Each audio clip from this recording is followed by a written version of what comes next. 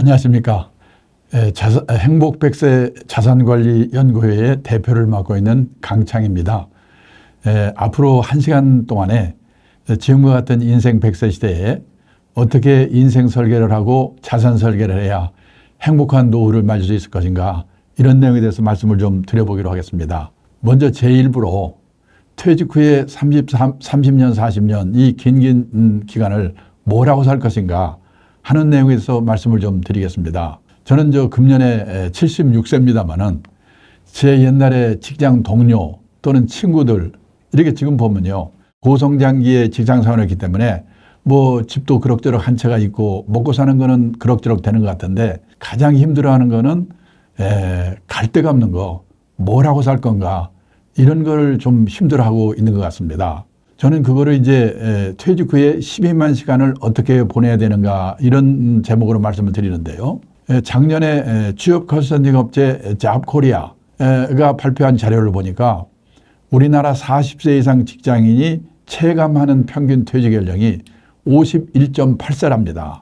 그러면 반올림해서 52세에 퇴직했다고 가정합니다. 그리고 83세까지만 산다고 가정하자. 왜 83세인가? 지금 우리나라 남녀 합해서 평균 수명이 83.6세입니다. 그런데 우리는요, 이 평균 수명에서 지금 내 나이 뺀 만큼 앞으로 더 살겠지, 이렇게 계산하시면 안 되죠. 우리가 노후 설계를 할 때는 5명 중에 1명이 살아남는, 그러니까 20% 생존 확률 연령, 그때까지 산다고 가정하고 노후 준비를 해야 된다는 겁니다. 예를 들어서요, 1980년생, 금년에 만 43세입니다. 이분들이 20% 생존 확률 연령이 몇 살이냐면 남자가 100살이고 여자가 102세더라고요. 그러니까 웬만한 분은 일단 100살까지 산다, 이렇게 생각하고 준비를 해야 된다는 겁니다. 자, 그래도요, 평균 수명까지만 산다고 가정을 해도 52세에서 83세까지 31년입니다. 이 31년만 해도 이게 어느 정도 길인가? 하루가 24시간입니다. 현역 시절에는 무지개 바쁘지요. 일해야지, 술 먹어야지, 연애도 해야지, 하루가 그냥 100시간이었으면 좋겠습니다. 근데 퇴직을 하면 이놈의 시간이 안 갑니다. 잠자는 시간, 밥 먹는 시간, 화장실 하는 시간 다 빼도 최소한 하루에 11시간 정도 남거든요. 곱하기 365일, 1년이지요. 곱하기 31년, 이게 12만 4,465시간입니다. 그러면 12만 4,465시간이면 이게 어느 정도 길인가? 지금 우리나라 직장인들이 1년에 회사 나와서 근무하는 시간 연평균 1915시간입니다. 그런데요, 12만 4,465시간을 1915시간을 나누면요, 약 65년이 됩니다. 느낌상으로는 퇴직하고 31년만 해도 현역 시절에 65년에 해당한다. 100살까지 생각하면 말할 것 없습니다. 우리는 초등학교 다닐 때 하도 많이 들은 말 있죠? 인생은 짧고 예술은 길다. 아닙니다. 앞으로는 인생도 무지하게 길고 예술도 길다. 그러고 대책을 세워야 된다는 겁니다. 그래서요, 선진국에서는 노후에 대비하는 방법이 두 종류로 갈라진다는 겁니다. 열심히 살았는데 유감스럽게 노후 생활비가 모자라는 사람, 그런 사람은 어떻게 살 건가? 저는 우리나라는요, 모자라는 사람이 대부분 70, 80%라고 생각합니다. 인생에서 재산이 제일 많을 때가 50대랍니다. 통계청 자료를 보니까 우리나라 50대 가구에 가구당 평균 총자산이 6억 4천만 원이랍니다. 근데 빚이 있습니다. 부채 차입금 평균 1억 800, 빼면요 5억 3,400. 이게 순자산 자기 자본입니다. 언뜻 생각하면 50대 후반에 재산이 5억 3,400 정도 있으면 그럭저럭 먹고 살 수 있을 거 아닌가, 이렇게 생각하겠죠. 근데 문제는요, 5억 3,400 중에서 살고 있는 집값이 4억 9,500만 원이래요. 얼마 남습니까? 3,900 남잖아요. 3,900만 원 갖고 어떻게 30년, 40년 삽니까? 그러니까 3,900만 원 갖고 주식 사서 튀겨볼까 했다 빵으로 만들거나. 지난 3년 동안 동학개미들 난리셨잖아요. 아니면 집을 팔아 살아야 됩니다. 근데 그 집이 내 노후에 도움이 될까? 제 일본인 친구가요, 동경 수도권에 살고 있습니다. 28평짜리 아파트에 살고 있습니다. 그 아파트를 1984년도에요. 우리 돈으로 계산해서 1억 2천만 원에 샀답니다. 그 쫙 올라가지고 일본 집값이 제일 비쌀 때가 언젠가 1991년 3억 6천만 원까지 올랐습니다. 지금 거기 살고 있거든요. 우리 돈으로 3천만 원, 4천만 원에도 팔릴지 말지래요. 팔아봤자 1년 생활비가 될까 말까. 그게 문제입니다. 우리는 그렇게 되지 말라는 법이 없거든요. 그러면요, 선진국 같으면 재산은 없더라도 최소 생활비 정도는 연금을 받아 생활하거든요. 우리는 그럴 수 있는 분이 학교 선생님, 공무원, 군인 출신, 그리고 아주 일부 사람밖에 없거든요. 보통 사람은 있는 게 국민연금 하나 정도인데, 저도 놀랐는데 우리나라 65세 이상 고령자 중에서요, 국민연금을 나이 들어서 노령연금이라고 그러죠. 이거를 몇십만 원이라도 받는 사람이 49%, 절반밖에 안 돼요. 더 문제는 월 수령액이 60만 원 미만이 77%, 껌값입니다. 100만 원 이상 받는 사람은 9%밖에 안 돼요. 퇴직연금? 작년에 제가 퇴직연금 총 적립 금액을요, 가입자 수로 나눠봤더니 1인당 평균 약 4,300만 원. 개인연금? 가입자도 많지 않지만 총 개인연금 금액을 계좌 수로 나눠봤더니 4,500만 원. 그 두 개 다 한꺼번에 받는다고 해봤자 2년, 3년 지나면 다 없어져요. 남은 게 뭡니까? 달랑 집 한 채. 근데 그 집이 내 노후에 도움이 될까? 지금요, 일본 동경에 가면 신도시, 우리 말하면 분당, 일산, 80년대까지만 해도 흥청흥청하던 신도시인데요. 저녁에 가보면 불안 도는 아파트가 많아요. 비어 있어가지고. 지금 일본의 빈집이 5년 전에 849만 채라고 하더라고요. 금년 말 되면요, 1,000만 채가 된답니다. 10년 후가 되면요, 일본 집 4채 중에 1채가 빈집이 될 거래요. 우리나라 빈집? 3년 전에 보니까 우리나라 빈집도요, 151만 채라고 하더라고요. 그 시골에 농가주택 비어있는 거? 이렇게 생각하기 쉬운데요? 아닙니다. 대도시 한복판에도 빈집이 생겨요. 도청이 있던 자리가 도청이 딴 데로 옮겨가 버리면요, 그 동네 빈집이 생겨요. 그리고요, 요즘은 지방도시도 가보면은 구도심에 있는 집들이 낡으면 새로 그 개축해 살면 되는데 다 어디냐? 외곽으로 나가서 신도시가 생겨요. 젊은 사람들은 다 글로 이사 가버리고 구도심에는 노인들만 남아있다가 노인들 돌아가시면 그 동네가 빈집이 되는 거예요. 근데 신문에 텔레비에서는 노후가 편하려면 10억이냐 7억이냐. 저는요, 신문 기자 만날 때마다 제발 좀 그런 거 좀 쓰지 마라.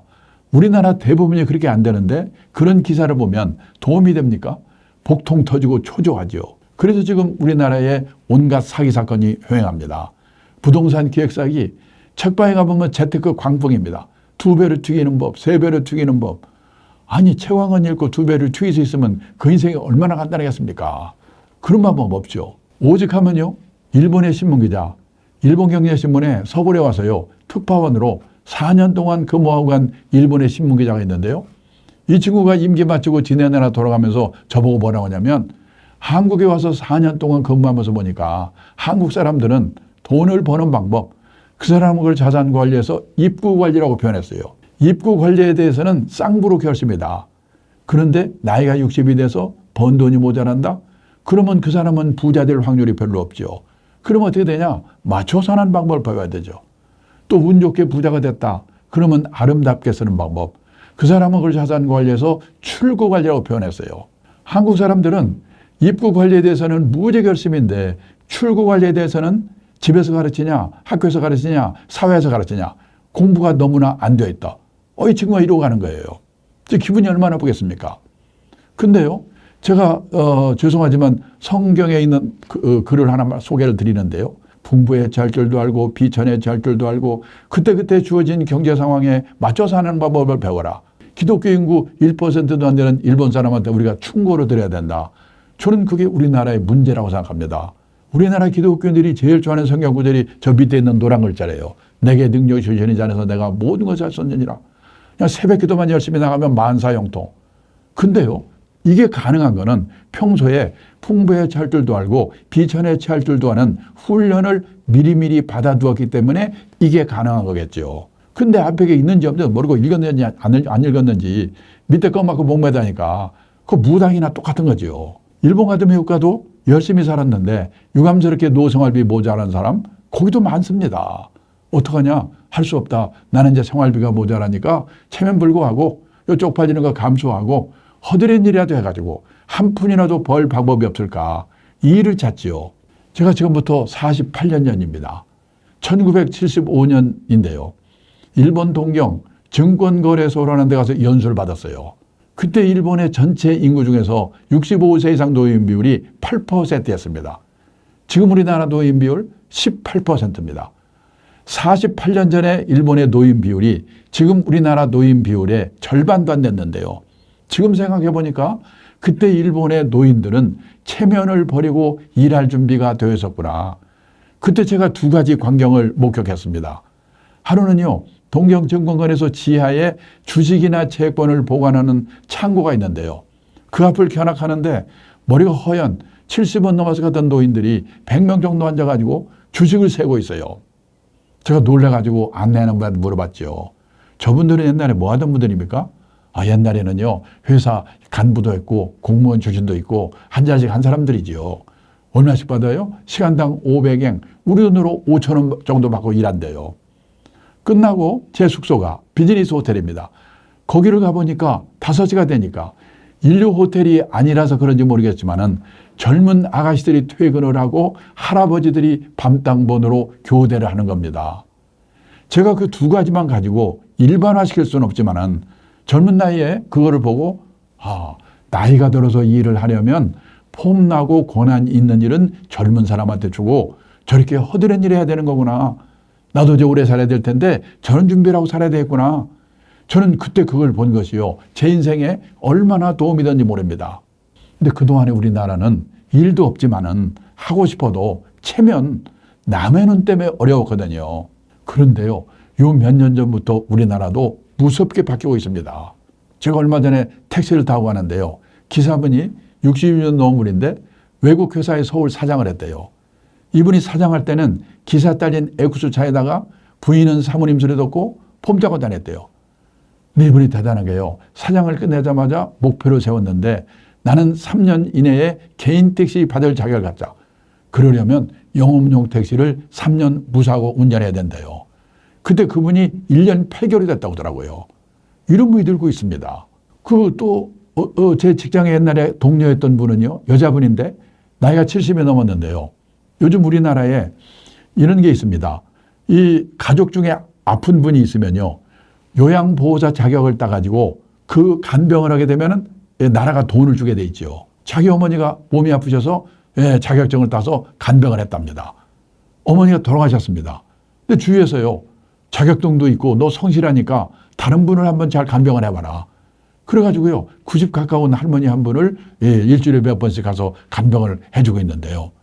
이 서로 이렇게 의지가 되고 굉장히 보람을 느끼고 그리고 또 돈도 받고 그러니까 너무나 좋다고요. 옛날에 직장 동료들한테 이분이 전화를 해가지고 일부러 너도 이거 해보면 어떠냐. 그게 제 귀까지 들어왔어요. 그런 분이 들고 있습니다. 일본도요. 40몇 년 전만 그런 게 아니라 얼마 전에 일본의 주한 동양경제라는 데서요. 일본의 직장인들이 퇴직하고 일하는 사례를 소개했는데 일본이 뭐냐? 아파트 관리인. 일본에서도요. 아파트 관리인 이거 하려고 경쟁률이 50대입니다. 50대 1. 가사 대행 서비스, 가사 도우미거든요. 제 친구는 사장인데요. 그 딸이 대학 나온 애인데 40대 중반인데 애 둘을 키우느라고 회사를 퇴직했어요. 근데 애만 키운 게 아니라 틈틈이 시간을 내가지고 간호사 자격을 받을 수 있는 전문학교를 다녔습니다. 그 대학 나온 사람이 간호사 자격을 따로 받은 거예요. 근데 좀 일본에는요. 우리도 곧 그렇게 될 것 같은데 방문개호라고 그래가지고 개호는 우리말로 말하면 간병, 돌봄 이런 뜻이거든요. 경제력 있는 노인들이 혼자 아니면 둘이 사는 집에 가가지고 주사도 놔주고 건강 체크해주고 간단한 집안일 도와주고 그러는 일의 수요가 폭발적으로 들고 있어요. 그거에서 돈 벌고 있어요. 사장 때리고 대학원 나왔는데 중요한 거는 이런 일을 하면서도 쪽팔려 하지 않고 이런 일을 하는 사람을 우습게 보지 않고 근데 그동안에 우리나라는요. 일도 없지만은 하고 싶어도 체면 남의 눈 때문에 어려웠거든요. 그런데 요 몇 년 전부터 아까 말씀드린 것처럼 우리나라도 엄청나게 좀 바뀌고 있다. 그래서요. 60이 돼가지고 먹고 살 걱정이 없게 됐다. 유감스럽게 우리나라는 그런 분이 20, 30%밖에 안 되는 것 같아요. 그러면 그분들은 퇴직도 했고 먹고 살 걱정도 없으니까 놀고 먹으면 되는가? 아닙니다. 특히 도시에 사는 사람일수록 퇴직하고 소일거리가 없어서 미치거든요. 요즘 서울 시내 인류 호텔에 헬스클럽 한번 가보면요. 왕년에 장관, 차관, 사장했던 사람 다 모여있어요. 거기서 오전 시간 때우고 오후에 커피숍에서 얼마 전에요. 정부 고관을 했던 제 친구가 있는데 저녁 먹다 뭐라고 하냐면 자기는 아침에 잠에서 깨면 침대에서 내려오기 전에 오늘은 뭐 할까? 그 생각부터 해놓고 그대 내려온대요. 하루 이틀도 아니고 30년, 40년 그렇게 살아보세요. 환장합니다. 그래서 선진국에서는 퇴직하고 먹고 살 걱정이 없는 사람 뭐하냐? 취미활동 절반, 봉사활동 절반이면서 약간의 용돈벌이 하는 일, 이런 일들을 다 하고 있다는 거예요. 우리가요, 인생을 살아가면서 정년을 3번 맞이한다고 합니다. 첫 번째가 고용정년. 보통 회사 55세인가요? 근데 아직도 보면 쌩쌩해. 그래서 허드렛 일이라도 자원봉사활동이라도 자기가 정해서 하는 일의 정년이 있습니다.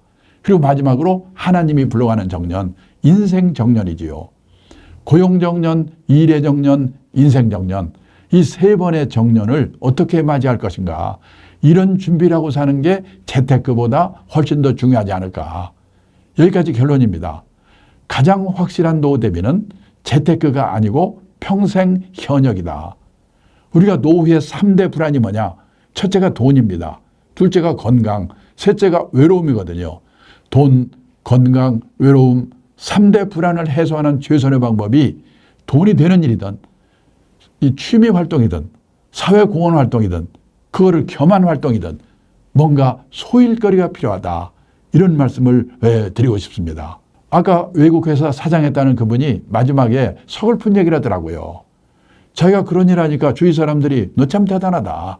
칭송이 자자한데 정작 자기 부인, 자기 딸이요. 동네 창피하게 그런 거 한다고. 자기 인생을 헛살았다고 서글프다고 하더라고요. 가족이 도와주지 않고는 어렵거든요. 또 남자분들은 고생하면서 꼴 보시는 사람 참아가면서 일하다가 퇴직해서 집에 갔더니 요즘 온갖 조롱거리의 대상이 되고 있잖아요. 삼식이가 뜨고 영식이가 뜨고 그런 말 들으면 뿔따고 나죠. 우울증 걸립니다. 근데 그것도 생각을 하나만 바꾸면 되는 게 뭐냐면 다들 내 아내만 나한테 야속한 것 같죠? 내 아내만 그런 게 아니라 대한민국 아내들이 다 똑같다. 대한민국 아내들만 그런 게 아니라 세계 아내들이 다 똑같다. 그러면 대책을 내가 세워야 돼요. 그 증거를 하나 보여드리겠습니다. 일본의 오가와 유리라고 은퇴 전문가가 있는데요. 한 달에 한 번씩 에세이, 글을 보내오는데요. 얼마 전에 보내온 에세이의 제목이 뭐냐? 일본에서 은퇴 남편 인기 1번. 어떤 남자가 퇴직하고도 인기가 짱인가? 요리 잘하는 남편, 건강한 남편, 싹싹한 남편, 집안일 잘 도와주는 남편, 그 안에 답이 없어요. 낮에는 집에 없는 남편이래요. 다 똑같아요.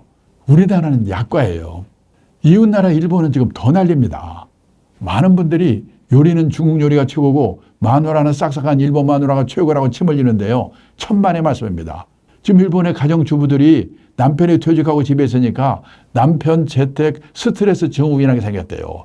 증세가 뭐냐? 우울증, 고혈압, 천식, 공황장애, 암공포증, 십이장궤양, 키친드링커. 키친드링커가 주방에서 술 홀짝홀짝 마시는 거거든요. 우리는 여기까지는 안 갔잖아요. 그러면 왜 우리나라와 일본의 가정주부들은 남편이 퇴직하고 집에 있으면 이렇게 스트레스를 받는가? 우리나라와 일본은 남편이 현역으로 있는 동안은 남편의 세계와 아내의 세계가 분단된 세계에 살고 있는 거거든요. 그렇게 3, 40년 따로따로 살다가 어느 날 갑자기 만나니까 헷갈리는 거예요. 미국은 커플 문화, 젊을 때부터 꼭 같이 움직이거든요.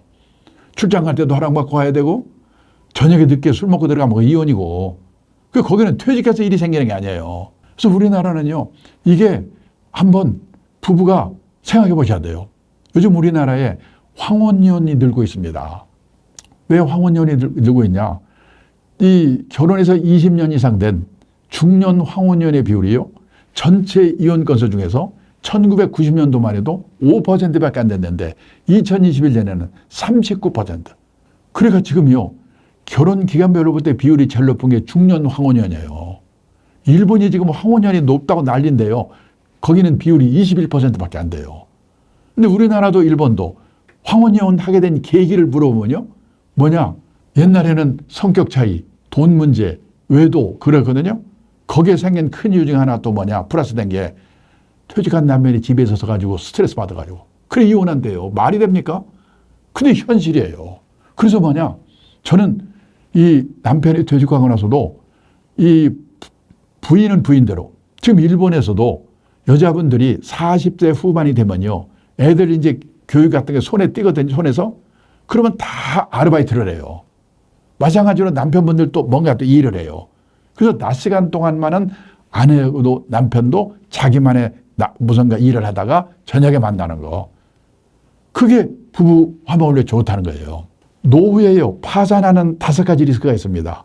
첫째가 뭐냐면요, 이 은퇴 창업에서 실패하는 리스크예요. 둘째가 뭐냐면 금융사기 당하는 리스크입니다. 세 번째가 뭐냐면 중대 질병 걸려서 건강 리스크. 그 다음에 네 번째는 성인 자녀, 자식한테 돈 퍼붓는 성인 자녀 리스크거든요.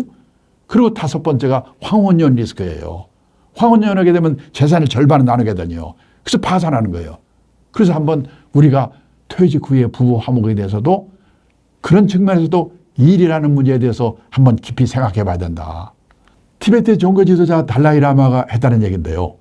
자신이 다른 사람들에게 쓸모있는 존재가 아니라고 생각하는 노인은 자신이 남에게 유용한 존재라고 느낀 노인보다 일찍 숨질 가능성이 3배 가까이 높게 나왔다. 부유한 나라에서 고통과 분노의 정도가 더 심한 건 물질적 부가 부족해서가 아니다. 내가 남에게 필요한 존재라는 느낌이나 내가 사회와 함께하고 있다는 느낌을 더 이상 갖지 못하기 때문에 불행해지는 것이다. 학교 선배 한 분이요, 은행에서 최고위직까지 한 분인데 퇴직하더니 뭐라고 하냐면 자기는 퇴직하고 나니까 쓸모없는 인간이 된 것 같아서 서글프대요. 근데 쓸모 있는 인간을 누가 만들어주는 게 아니거든요. 자기가 만들어야지. 얼마 전에 공무원 연금공단에서 퇴직하신 공무원분들 대상으로 퇴직 수기를 공모했는데요. 우연히 제가 심사위원을 하게 됐어요. 심사하면서 깜짝 놀랐습니다. 저는요, 공무원들은 60까지 보장되지, 연금도 300만 원에서 다 나온다지 아무 걱정 없는 줄 알았거든요. 아니에요. 제가 105분의 수기를 읽었는데요. 제가 읽은 수기의 90% 정도가 나와보니까 절벽이더래요. 제일 비치는 게 뭐냐면 갈 데가 없는 거. 한 번만 제가 소개하면요, 통계직 공무원에서 지방사무소 소장까지 한 분이에요. 이분은 고급 공무원이죠. 퇴직도 했고 연금도 있으니까 한번 신나게 놀아봐야지. 놀아봤대요. 웬걸? 오래 못 가. 3개월 놀았더니 미치겠더래요. 아침에 일어나면 마누라 눈치가 보이는데 저놈 인간은 오늘 또 안 나가나? 놀래가지고 동네 도서관에 갔더니요, 신문 한 장 보려고 쟁탈전이 벌어지는 거예요. 아이고 꼴보 싫어, 취직해야지. 그때서 원서를 여기저기 돌렸는데 준비가 안 돼가지고 면접 보러 오라는 데도 없어요. 근데 어느 날 한 군데서 면접 보러 오라고 연락이 왔더래요. 놀래가지고 봤더니 요즘 많이 생기고 있습니다. 주간 노인 보호센터. 일본도 우리나라도요, 젊은 노인이 나이 든 노인 도와주는 게 큰 일거리예요. 이분이 면접에 붙어가지고 하루에 5시간에서 6시간 일을 한대요. 아침에 자동차로 노인을 모셔다가 이 센터에 모셔 놓고 같이 놀아주는 거예요. 장기도 두고 노래도 부르고. 이분이 싹싹한가 봐요. 또 시골에 노모가 혼자 계신데 혼자 계신 노모를 생각해서 내가 이분들한테 잘해줘야지. 인기가 짱이에요. 근데 요즘요, 주간 노인 보호센터가 여기저기 생기면서 노인들이 삐치면 다른 데로 가버린대요. 돈이 안 되잖아요. 근데 그 센터는 그분 때문에 다른 데서 오히려 온답니다. 유명인사가 됐어요. 그래서 한 달에 월급 얼마 받는가? 월급을 70만 원 받고 집에서 내던 건강음료 30만 원을 회사가 내준대요. 100만 원 벌어다주고 집에 없으니까 그 수기에 마지막에 뭐라고 쓴 줄 아십니까? 그렇게 무섭던 마누라가 천사로 바뀌었다. 남자들은요, 갈 데가 있어야 돼요. 근데요, 지금 이런 말 하면요, 다들 화들 내십니다. 아니, 지금 청년 실업이 넘쳐나고 있던 직업도 사라지는데 내가 일할 게 어디가 있어? 나한테 일만 줘봐, 내가 일 안 하는가? 맞습니다. 옥스퍼드 대학의 마텐 스쿨이라는 데서요, 고용의 미래라는 보고서를 발표했는데 거기를 보니까 2033년이 되면 현재 있는 직업의 47%가 사라진대요. 이런 시대에 어떻게 우리한테 일이 있냐, 이렇게 항의를 합니다. 그래서 뭐냐, 중요한 거는 퇴직하고 나서 무슨 일을 할 때는요, 둘 중에 하나입니다.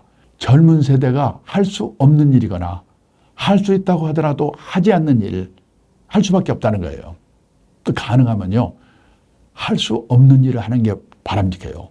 그래서 뭐냐, 이제 지금까지 자기가 직장에서 직장 생활하면서 여러 가지 다른 미래 직업과 연결시켜서 뭔가 새로운 일을 만들어서 남다르게 할 수 있는 게 가장 저는 중요하다고 생각해요.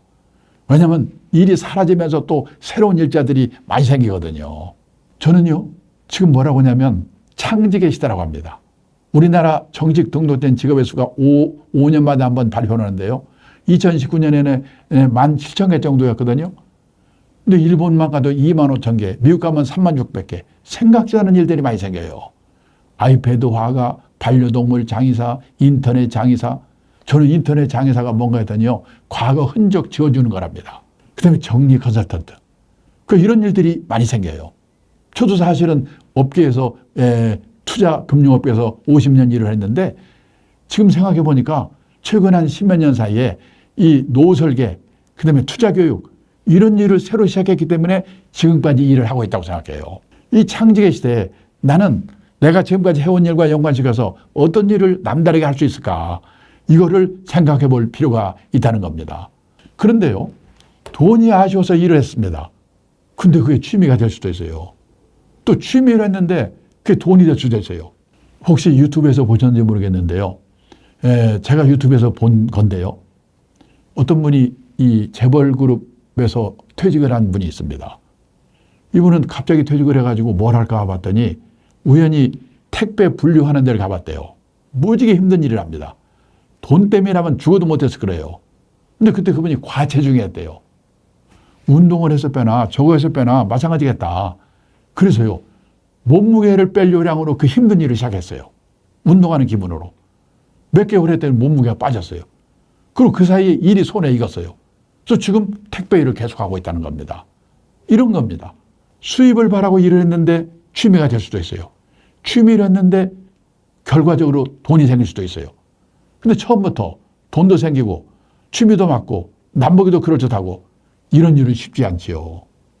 그래서요, 우리 학교 다닐 때는 선생님 말씀 잘 들어야 되고 회사 다닐 때는 회사의 방침을 잘 따라야 되는데 후반 인생은 남의 눈을 의식하지 않고 내가 가고자 하는 방향이 옳은 방향이라는 소신이 필요하다. 그래서 저는 후반 인생은 자기 만족을 추구하는 시기다. 이런 마음가짐으로 나는 뭘 해볼까? 그런 거를 한번 생각해 볼 필요가 있다는 겁니다. 그 다음에요, 역시 노후의 돈 문제가 중요합니다. 근데요, 지금 우리나라의 이 노후 대비로 뭔가 자산 관리를 하는 분들 이렇게 보면요, 위태위태한 게 많아요. 그래서 이 노후 대비 자산 관리를 하는데 조심할 거가 뭔가, 이거를 좀 간단히 말씀을 드리겠습니다. 이 재작년에요, 한국은행에서 주요국의 이 물가, 구매력 평가 환율이라는 게 있더라고요. 이 구매력 평가 환율을 기준으로 가구당 순자산을 계산해서 발표했는데요. 우리나라는 59만 4천 달러랍니다. 6억이 넘습니다. 근데 놀란 게요, 프랑스가 57만 2천 달러, 일본이 50만 달러. 프랑스, 일본이 두 나라는요, 우리보다 선진국이고 우리보다 몇십 년 앞서서 자본 축적을 시작한 나라입니다. 근데 아무리 물가를 감안했다고 하지만은 이 두 나라보다 우리나라의 가구당 순자산이 많다. 부자랍니다. 믿어지십니까? 근데 한국은행 발표인데 거짓말이 아니겠지요. 근데 문제는요, 가계자산을 분해를 해봤더니 우리나라는 부동산이 78%고 금융자산이 22%입니다. 근데 미국은요, 부동산이 34%고 금융자산이 66%. 딱 우리는 미국과 반대예요. 그러니까 우리나라는 한마디로 말하면 재산 이퀄 부동산인데 부동산 가격이 비싸니까 부자처럼 보이는 거예요. 앞으로 계속 오르면 상관없겠죠. 나라는 미쳐버리겠지만은. 근데 혹시 이웃나라 일본과 같은 장기 집값 하락 현상이 내 노후에 나타나면 나는 어떻게 되는 거지? 걱정이 되는 거예요. 지금요, 우리나라 부동산이 얼마나 비싼지 일본과 비교를 한번 해보겠습니다. 우리나라요, 남한 땅 넓이가 얼마냐면 10만 평방킬로미터입니다. 일본 땅 넓이는 38만 평방킬로미터입니다. 그러니까 우리나라 남한 땅 넓이는 약 일본 땅 넓이의 약 4분의 1입니다. 그런데요, 재작년 가격으로 우리나라 남한 땅을 다 팔았다고 가정하면 일본 땅을 다 판 돈에 약 4분의 3이랍니다. 땅 넓이는 4분의 1인데 땅값은 4분의 3이다. 이 말은 일본 땅을 3평 팔아야 우리나라 땅을 1평 산다는 거예요. 그렇게 우리나라 부동산이 지금 비싸요. 근데요, 제가 1980년대 일본의 버블경일 때입니다. 그때 제가 동경에서 근무를 했는데 그때 제가 무슨 말을 들었냐면요, 그때 일본의 땅을 전부 그때 시세로 팔면요, 우리나라 남한 땅 답한 돈의 15배라고 그랬습니다. 그때 우리나라 남한 땅의 땅값은 일본 땅값의 15분의 1이었어요. 80년대에는. 근데 그거가요, 지금 4분의 3, 거의 비슷한 수준이 됐다는 거는 일본 땅이 왕창 떨어졌거나 우리나라 땅이 왕창 올랐거나 저는 두 가지가 같이 일어났다고 생각합니다. 1990년 예를 들면요, 일본의 땅값이 얼마나 비쌌냐. 그때요, 일본 동경 중심가에 가면 왕궁이 있는 구가 있습니다. 지오다쿠라고 합니다. 우리 서울에 창덕궁, 경복궁이 있는 종로구와 같은 구인데요. 어느 일본 사람이 뭐라고 하냐면 이 지오다쿠 하나만 오늘 시세로 팔면 그 돈으로 카나다 땅을 통째로 살 수 있다고 자랑하는 거예요. 세상에 땅값이 얼마나 비싸면 동경시내 종로구 같은 구 하나 팔아서 그 돈으로 카나다를 다 삽니까? 그게 1990년 일본 땅값이었어요. 그러니까 일본이 땅값이 비싸니까 부동산 비중이 그때는 60%였어요. 그게요, 그 후에 일본의 땅값이 계속 부동산이 떨어져 가지고 30% 정도까지 부동산 비중이 줄어들었거든요. 지금 약간 늘어나는데 아직도 30%대에 있어요. 그런데요, 일본의 전체 가계자산 중에서 부동산 비중이 60%였던 거가 30%대로 줄어든 이유를 제가 조사해 보니까 앞으로 우리나라도 그렇게 될 가능성이 매우 크다. 그러면 나는 어떻게 해야 되지? 걱정이 되는 거예요.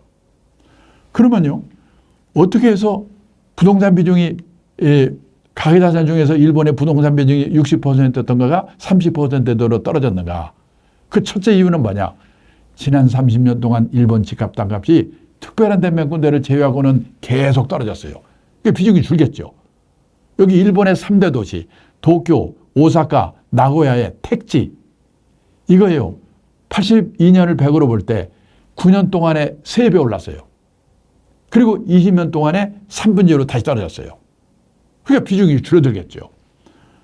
그 다음에 두 번째는요, 다 서로 관계가 있는 건데 일본 사람들의 집에 대한 생각이 바뀐 겁니다. 일본의 보통 사람이 우리처럼요, 집에 대해서 한이 맺혀 있잖아요. 일본의 보통 사람이 내가 집이 없어. 근데 금융자산이 몇 억 있어. 그러면 은행에서 돈을 빌려 집을 살까? 집 사면 세금 내야지, 수리해야지, 골치 아프잖아. 에이, 이거는 집은 빌려 살고 이건 딴 데 투자할까? 냉정히 생각해 보거든요. 그래서 지난 몇 년 동안 우리나라는 어땠습니까? 내 돈이 하나도 없더라도 은행에서 빌려준다면, 아버지가 빌려준다면 영끌, 눈 감고 집 살라고 그랬지요. 근데요, 1980년대 제가 동경에서 근무할 때 버블 경기였거든요. 기업은 집 산다고 난리고 개인은 지금 집 못 사면 큰일 난다고 난리고 거기도 난리를 쳤어요. 우리나라나 일본처럼요, 농경 문화를 가진 나라, 정착해 사는 나라 사람들은 유목민 국가, 해양 국가처럼 이동을 전제하고 사는 나라 사람들과 달리 내 집, 내 땅에 대한 집착이 엄청나게 강하거든요. 일본도 그랬어요.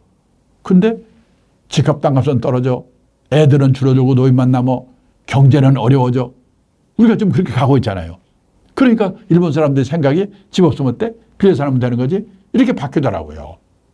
우리는 앞으로 어떻게 될 건가? 그다음에 세 번째는요, 일본도 우리나라도 베이비붐 세대가 왕창 태어나가지고 이 집을 사면서 집값을 올렸어요. 근데 일본은 베이비붐 세대의 내 집 마련이 끝났어요. 우리는 아직 안 끝났어요. 끝나면 어떻게 될 건가? 그리고요, 베이비붐의 기간, 출산율, 이게요, 인구 대비로 볼 때 우리나라는 일본에 비하면 2배쯤 돼요. 베이비붐이. 끝나면 쇼크가 더 클 거예요. 네 번째, 도시화. 시골에 살던 사람들이 도시로 이주를 하면서 집을 사니까 집값을 올렸어요. 근데 일본은 도시화 과정이 끝나서 도시에서 지방으로의 역류 현상이 나타나고 있습니다. 우리나라의 도시화율이 몇 %인지 아십니까? 도시화라고 하는 율이라고 하는 것은 전체 인구 중에서요, 도시에 사는 사람 인구 비율이거든요. 싱가포르, 홍콩 같은 도시국가를 제외하면 우리나라 도시화율이 세계 1등, 2등이래요. 국토교통부 발표에 의하면 91%. 지금 시골에 가봐도요, 도시로 나올 만한 청년들이 있습니까? 없거든요. 끝났어요.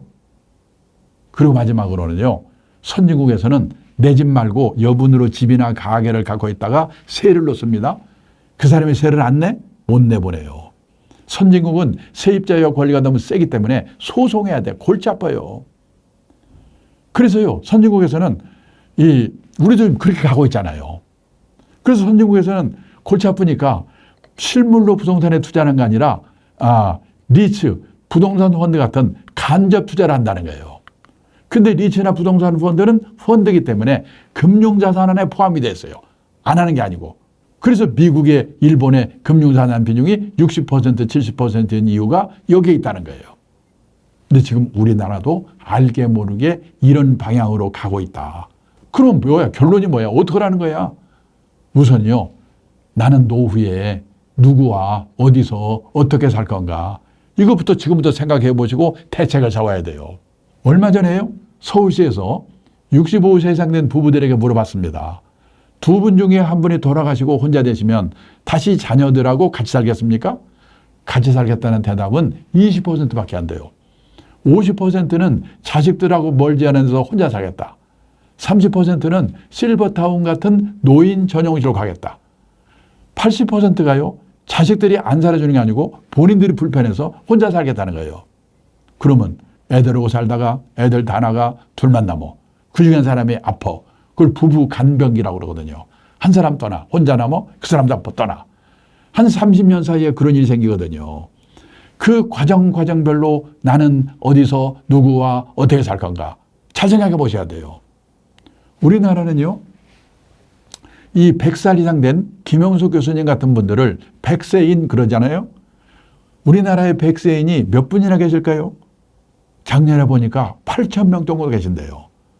그 100세인은 어디 살고 계실까요? 옛날에 100세인은 시골에 경치 좋고 공기 좋은 진안, 장수 이런 데 사셨거든요. 지금 100세인의 절반은 요양병원에 계시거든요. 안 갈 것 같죠? 저는 각오하고 미리미리 보고 있습니다. 그런데 우리나라 어머니들은 반대예요. 오히려 딸이 시집갈 때쯤 되면 큰 집으로 이사 가려고 그래요. 그건 사돈의 폼도 나고 옛날에는 채테크가 됐지요. 근데 지금 큰 집이 골치 아프죠? 왜 그러냐? 우리나라 인구가 5,200만, 가구 수가 2,100만 가구. 그중에서요, 혼자만 사는 가구, 둘만 사는 가구를 합친 비율이 1980년도만 해도 15%밖에 안 됐어요. 그때는 가족이 많았거든요. 이게 2021년에는 62%로 늘었습니다. 일본도 오래전에 60%가 넘었어요. 우리나라도 일본도 대부분의 집이 혼자 아니면 둘이 사는 세상이 오고 있는데 아직도 서울에서는 재개발했다면 몇 평 늘어나지? 조심해야 돼요. 또 요즘은요, 지방에도 고층 아파트가 많이 생기는데 젊을 때는 상관없어요. 나이 들어서는 고층 아파트도 조심하셔야 돼요. 우리나라 사람들은 유난히도 돈 많은 사람은 하늘로 가고 돈 없으면 땅 밑으로 가는데요. 너무 하늘 좋아할 게 아니에요. 몇 년 전 얘기인데 일본에서 난리가 났습니다. 오하라 레이코라고 국민 탤런트가 죽었는데요. 사흘 만에 발견됐어요. 고독사. 일본이 벌컥 뒤집혔어요. 어느 도의 뉴타운 단지 하나를 조사해 봤더니 과거 3년 동안에 고독사한 사람이 25명. 그 사람들이 죽어서 발견될 때까지 시간이 얼마나 걸렸냐? 평균 21.3일이 걸렸다는 거예요. 왜 이런 일이 생기는가? 사람이 들락날락하는데 살지 않기 때문에 그래요. 자식들하고도 안 살지요. 그러면 이웃집만한 복지설이 없거든요. 근데 30층, 40층에서 혼자 아니면 둘이 살고 있어보세요. 누가 자주옵니까? 얼마 전에는요, 빅데이터를 통해서 본 일본 부동산 시장의 전망, 그런 자료를 읽었는데 거기에 이런 말이 나와요. 일본의 노후화된 아파트들이 재건축을 못해가지고 슬럼화 돼가고 있다는 거예요. 아파트를 뭐라고 부르냐면 구분 소유 주택이라고 부르는데요. 구분 소유 주택을 재건축하려면 주민의 80%가 찬성해야 된대요. 우리도 그런 게 있잖아요. 근데 노인들이 귀찮아. 또 재건축에 성공하려면 두 가지 조건이 충족돼야 돼요. 첫째, 위치가 좋아야 돼. 둘째, 저층해야 돼. 고층을 만들면서 비용을 빼야 되니까. 근데 위치가 별볼 일 없거나 이미 고층이 돼 있다. 위치는 좋더라도 안 되는 거예요. 그게 슬럼화 돼가고 해요. 그 애물단지 때문에 그것저에 있는 땅값이 떨어져요. 제 일본 친구 3억 6천까지 가던 집이 지금 우리 돈으로 3천만 원, 4천만 원에서 팔릴까 말까. 그 중간에 제가 한다고 그랬죠? 물어봤어요. 야, 그 30몇 년 된 낡은 아파트라 그런 것 같은데 그거 재건축하면 오르지 않을까? 그랬더니요. 재건축 죽어도 못한대요. 왜? 300세대가 사는데요. 다 노인네들인데 돈을 모아놓잖아요. 재건축할 돈을. 우리는 지금요, 서울의 강남에 이 돈 받으면서 재건축하는 것만 다 신문에 보도를 받기 때문에 재건축 허가만 나면 다 하는 것 같죠? 저 여의도에 살고 있는데 거기 재건축 얘기가 나오고 있는데요. 지금 걱정이 뭔지 아십니까? 한 4, 5년 나가 살아야 돼요. 몇 억 정도 전세 자금이 있어야 되는데 그거 언제 마련하지? 어떻게 마련하지? 또 우리도 또 부담금 내야 된대요. 강남하고 달라요. 그 돈도 어떻게 하는 겁니까? 그래서 그 돈이 없으니까 21%만 반대하면 못 하는 거예요. 그러면 너희 그 아파트 어떻게 될까? 그랬더니 뭐 몰라. 우리는 그냥 살다 죽으면 나라에서 때려부시든지 어쩌든지 내가 할 게 뭐야? 이러더라니까요. 그나마라도 일본에서 재건축에 성공한 아파트가 있어요. 어떤 아파트? 성공한 아파트의 80%가 지진 나서 무너진대. 근데 지진 나기를 기다릴 수도 없는 게 아니에요. 근데 우리가 일본을 걱정할 때가 아닙니다. 일본은 아파트의 슬로마가 문제라고는 하지만요. 일본 전체 주택수에 철근 콘크리트 대형 아파트 이런 비율은요. 10% 정도밖에 안 돼요. 일본 지방도시 가면 아파트 별로 없어요. 우리나라 전체 주택수 중에 아파트 비율이 몇 %인지 아십니까? 3년 전에 63%래요. 계속 짓잖아요. 다 10층 이상의 콘크리트, 철근 그런 아파트잖아요. 저는 지방도시 가면서 벌판에 고층 아파트 서 있는 거 보면요. 10년 후, 20년 후 우리 손주들이 저거 때려부시려고 얼마나 고생을 할까. 보통 문제가 아닙니다. 그래서 요즘요. 일본에서 유행하기 시작하는 게 뭐냐. 부부만 남았거나 사별하고 혼자 되면 어디서 사는가. 시내에서요. 시내에서 18평에서 20평짜리 병원 가까운 곳. 나이 들면 병원이 가까워야 돼요. 그다음에 문화시설 가까운 곳. 재미가 있어야 되니까. 그다음에 쇼핑 가까운 곳. 이런 데 사는 게 유행하기 시작하고 있어요. 대형 고층 아파트를 조심하셔야 돼요. 우리나라도요. 그런 점점점 바뀌고 하는 그런 게 보이는데요. 그 판교의 타운하우스라고 들어보셨을 겁니다. 2009년에 입주한 아파트거든요. 이걸 지을 때요. 일본인 건축가 야마모토라는 사람한테 설계를 부탁했대요. 이 사람이 설계를 해야 되니까 한국에 와서 한국의 주택 사정을 살펴봤답니다. 그랬더니 이 사람이 뭐라고 하냐면 원래 한국의 전통 가옥도 외부에 개방된 부분과 사랑방이죠. 사생활을 지키는 부분으로 나뉘어 있었다. 그런데 그런 주택이 사라지고 모두 밀실 같은 주택이 됐다. 고령화 시대, 1인 가구 시대에 그런 밀실 같은 주택은 더는 바람직하지 않다. 그래서요, 모든 주택 현관을요, 사방을 유리로 설계해버렸어요. 밖에서 보이잖아요. 어색하잖아요. 처음에는 분양이 잘 안 됐대요. 근데 들어와 산 사람들이 10년을 거기서 살아보니까 지금 같은 이 1인 가구 시대, 고령화 시대에 이웃과 함께하는 삶이 너무나 행복하더라. 그래서 10년 만에 야마모토 설계사를 오라고 그래가지고 초청해서 파티를 했다고 신문에 난 기사입니다, 이게. 생각이 바뀌는 거예요. 그러면 도대체 살라는 말이야, 팔라는 말이야, 어떻게 하는 거야? 그거는 제가 함부로 말씀드릴 수 없고 사고팔고는 알아서 하시더라도 원칙만은 하나 지키십시오. 원칙이 뭔데? 투자라고 하는 것은 리스크가 따르는 것입니다. 따라서 재산이 한 곳에 집중되어 있으면 안 됩니다. 갖고 계신 재산이 100% 부동산에 몰빵되어 있으시다면 그 부동산이 오를 때 오를 망정 우선 10% 20%라도 금융자산을 가지세요. 그리고 나이가 들어가면서 금융자산의 비중을 높여가셔야 됩니다. 그래서 환갑 나이쯤 되면 선진국 수준까지는 못 가더라도 부동산과 금융자산 비중이 반반 정도는 돼야 된다. 그래야지 오르든 떨어지든 주택빈곤, 하우스폰은 안 된다. 그리고 옛날처럼 과도한 부채를 안고 집 사는 거 정말 조심해야 된다. 이렇게밖에 말씀드릴 수가 없어요. 그래? 금융자산을 늘리라고? 뭘로? 현금, 예금, 주식, 채권, 펀드, 보험연금 뭘로 늘리란 말이야? 그걸 정하기 전에요. 우선 수많은 금융상품은 저축상품과 투자상품으로 나눠진다. 먼저 이것부터 확실하게 알고 계셔야 돼요. 그게 미국의 중앙교책에 나오는 거거든요. 그 저축과 투자가 어떻게 다른가? 저축의 뜻이 뭐냐? 아껴서 모으다. 우리가 은행에 예금하는 거. 지급액이 확정된 보험에 되는 거. 지급액이 확정된 연금에 되는 거. 이거를 저축상품이라고 그래요. 저축상품을 사시면 늘어나는 속도는 느리지만 원금이 깨지는 법이 없어요. 왜? 금융기관이 운영의 결과를 책임져 주기 때문에. 그러니까 귀찮으시면 예금처럼 갖다 맡기면 책임져 주는 상품은 저축상품. 은행, 주식이나 펀드처럼 책임 안 져주는 상품은 투자상품. 이거라도 외워두세요. 그래서 어떤 상품을 할 건지 그거를 한번 생각해 볼 필요가 있다.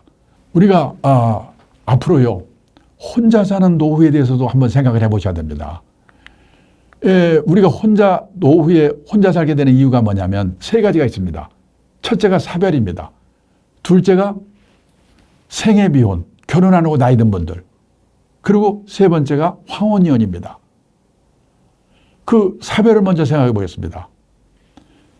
2020년 말 현재 우리나라 50세 이상 남성 중에서 부인이 먼저 떠나고 혼자 된 분이 45만 2천 명이었대요. 근데요, 여성들은 남편 먼저 떠나고 혼자 된 50세 이상 여성은 269만 6천 명입니다. 6배입니다, 남성의.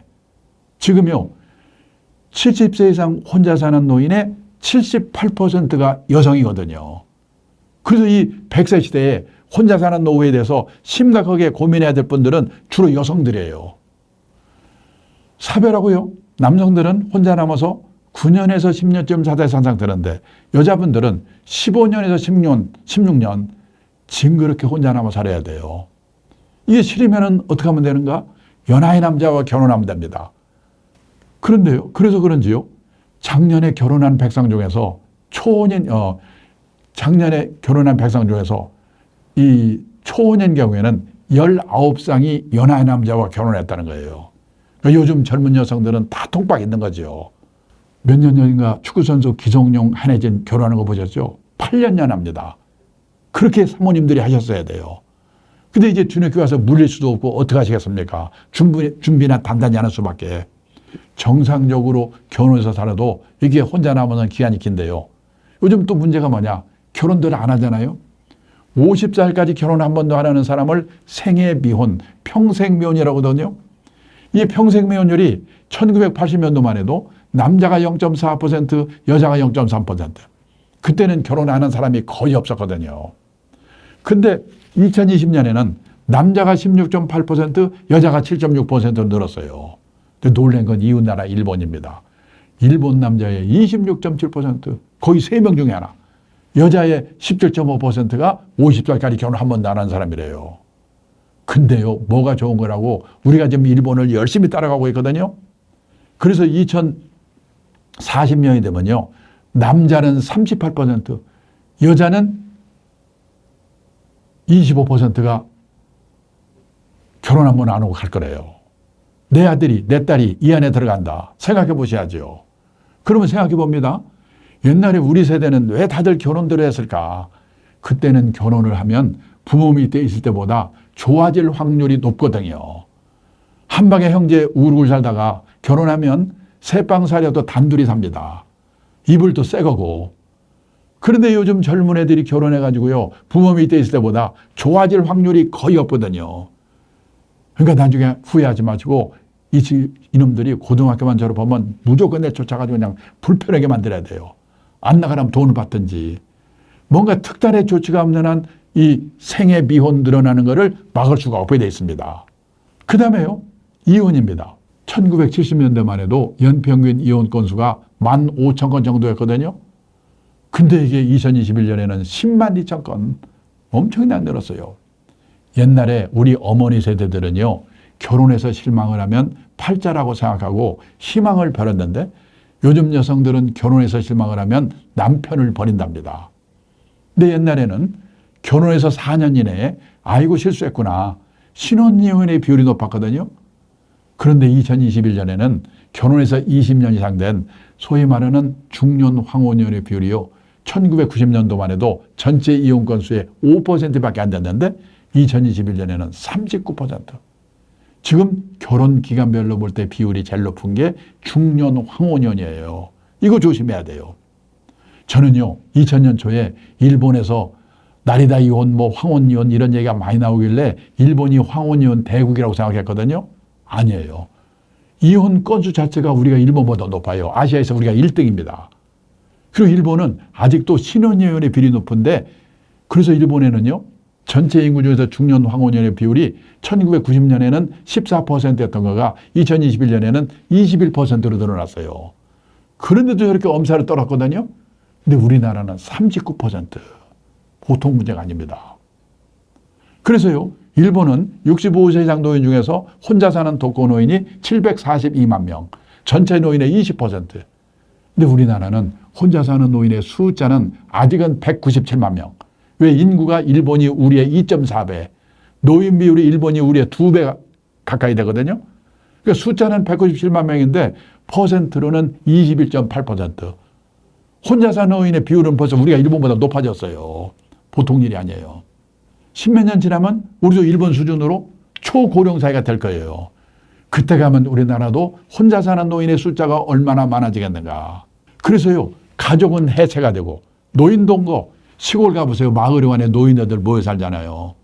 그리고 여기서 만난 사람, 취미가 같은 사람이 오히려 가족보다도 더 가까워지는 새로운 유연사회가 형성이 되고 있다는 거예요. 이거는 좋고 나쁘게 문제가 아니라 세상이 이렇게 바뀌고 있는데 나는 앞으로 어떻게 할 건가. 우리나라는요, 인구가 5,200만, 가구 수가 2,100만 가구인데 그중에서 젊은 사람 혼자 사는 1인 가구, 독거 노인 1인 가구 합쳐서 우리나라도 1인 가구 비율이 가구 원수로 볼 때 제일 높아요. 근데 유럽 가면 훨씬 높거든요. 스웨덴은 전국 평균 57%, 수도 스톡홀름은 60%, 온 천지가 그냥 혼자 사는 거예요. 그러면 스웨덴은 우리보다도 우울하고 불행한 나라일 것 같죠? 근데 스웨덴이 세계에서 7번째로 행복한 나라래요. 왜? 혼자 살더라도 연금이 발달돼 있어가지고 죽을 때까지 먹고 살 걱정이 없는 거예요. 혼자 살더라도 지역사회, 새로운 유연사회에서 외롭지 않게 행복을 찾는 방법을 미리미리 준비했기 때문에 문제는 우리도 이렇게 가고 있는데 나는 앞으로 어떻게 할 건가. 제가요, 10몇 년 전에 일본에 책방에 가니까 여기 보여드린 이 책들이 쫙 깔려 있는 겁니다. 혼자 사는 노예들 쓴 책이에요. 그때만 해도요, 참 별로 책도 다 있네. 그래서 사온 거거든요. 근데 이게 일본 얘기가 아니에요. 제가 얼마 전에 책을 한 권 써가지고 이 책이 잘 팔리는가. 시내 영풍문고로 갔는데요. 한쪽에 화제의 책이라는 코너가 있는데요. 거기에 혼자 사는 삶에 대한 책이 20권이 쫙 있다니까 우리나라도 깜짝 놀랐어요. 보세요, 문체인가. 혼자 사는 노후 어떻게 대비할 거냐. 혼자 사는 노후 두렵지 않다. 혼자 사는 노후 즐겁게 사는 방법. 여기 남자분들은 마지막 책 잘 보세요. 여자의 활로, 남자의 말로. 남자분들은 다른 것보다도 사모님한테 잘하셔야 돼요. 부부가 같이 살다가 나이가 들어가지고요. 남편은 혹시 부인이 먼저 돌아가시면 갑자기 심이 약해진답니다. 그래서 3년 이내에 돌아가실 확률이 높대요. 부인이 돌아가셨는데도 10년 이상 사는 남자, 아주 독한 남자래요. 근데 반대로 여자들은 같이 살다가 남편이 먼저 돌아가시면 의리상 한 달 슬프답니다. 그리고 그다음부터는 오히려 귀찮은 존재가 없어져가지고 15년 이상 산다. 이런 책이 지금 일본에서 70만 부, 100만 부씩 팔리고 있고 우리가 뒤따라가고 있어요. 왜 그럴까요? 혼자 오래 살아야 되니까. 자, 그래서요. 누구든지 혼자 살 수 있다는 생각을 하고 준비가 필요한데 제일 중요한 게 먹고 살아야 되니까 연금이지요. 이거는 2, 3년 내에 준비가 어려우니까 장기 가입을 해야 되니까 젊을 때부터 빨리빨리 가입해야 돼요. 그리고요.